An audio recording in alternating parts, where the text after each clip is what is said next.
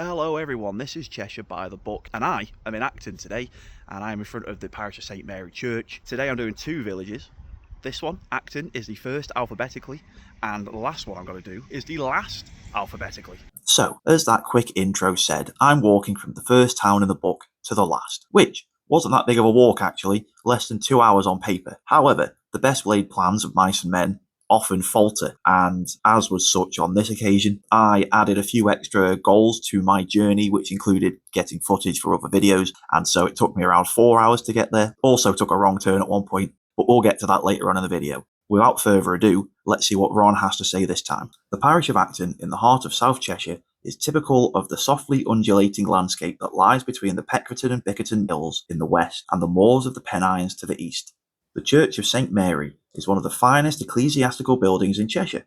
Until the end of the 16th century, Acton's church was more important than that of Nantwich, which was a mere chapel in the parish of Acton. Due to a great storm in 1757, the upper part of the tall tower crashed down, wrecking the ancient roof and the clerestory. After restoration, only the two lower stages remained of the 13th century work, together with the 13th century lower arches and the nave arcades of 4 bays. The lancet windows of the tower display fine early English work. The north aisle was built in the decorated style towards the end of the 14th century. Acton didn't take that long to look around, and it also doesn't technically qualify as a village in some people's eyes. Villages require a pub, a post office, a school, and a church. Acton only had 2 of these things, and so was a smaller settlement. In the book, however, Ron does say that he likes to include places that have things of interest, even if they aren't technically a village on paper. I then moved on and walked to the hall that's mentioned in the book. Dorford Hall lies half a mile south of Acton and is approached by an impressive drive lined with lime trees. At the far end are ornamental iron gates brought at the Paris exhibition of 1855. As with a lot of other of the halls and large ornamental houses that I come across on these travels,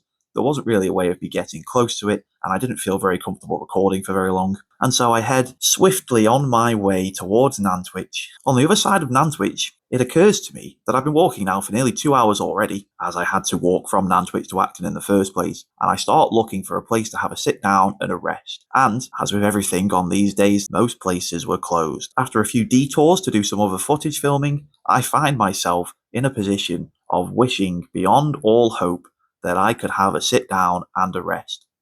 But, unfortunately, I have to make my way to my target first, and so it is without further ado that I announce the town of which is last alphabetically Wibunbury, home of the Leaning Tower. So I am now walking into what I thought was Wibunbury, and it isn't Wibunbury. What I'm actually walking into is Shavington or Shavington, which is north of Wibunbury. I don't know how you pronounce Wibunbury. I've got sun cream in my eye.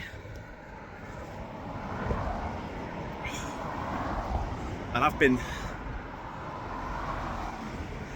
needing a proper sit down and a rest. Sit down and a rest for about an hour now. We've got half an hour left to Wibunbury. Keep on trucking. Kind of hit a point here where I can continue walking down the road, which does not have a path, or I can wait here about 40 minutes for a bus that will take me, the 20-minute walk to Wibunbury. And I have opted for certain death by walking. Home of the Leaning Tower of Pisa, apparently. This is what Ron has to say about Wibunbury. Wibunbury is a small rural village set in a pastoral landscape of hedgerows and woodland to the south of Crewe. It is listed in Domesday as Wimmerbury.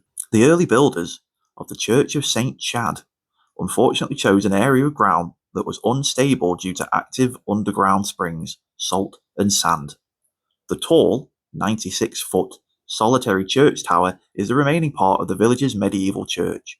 The tower has survived due to its solid construction, but over the years began to lean away from its proper level.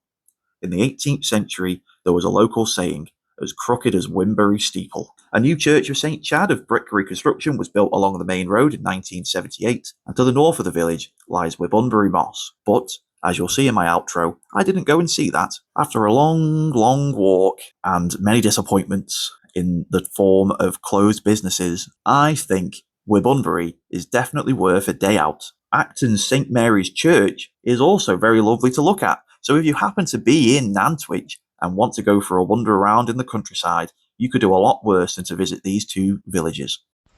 Yeah, so I'm leaving with Bunbury now and I'm skipping the marshes. My two choices were get a bus now or get a bus in 2 hours. And, you know, it would be in 2 hours after about an hour and a half of walking to the marsh and back just to get a picture. So I'm just going to go home, I think. That's the plan. It's been nice, though. And all that remains for me to say now is thank you very much for watching, like and subscribe if you want to, and keep on questing.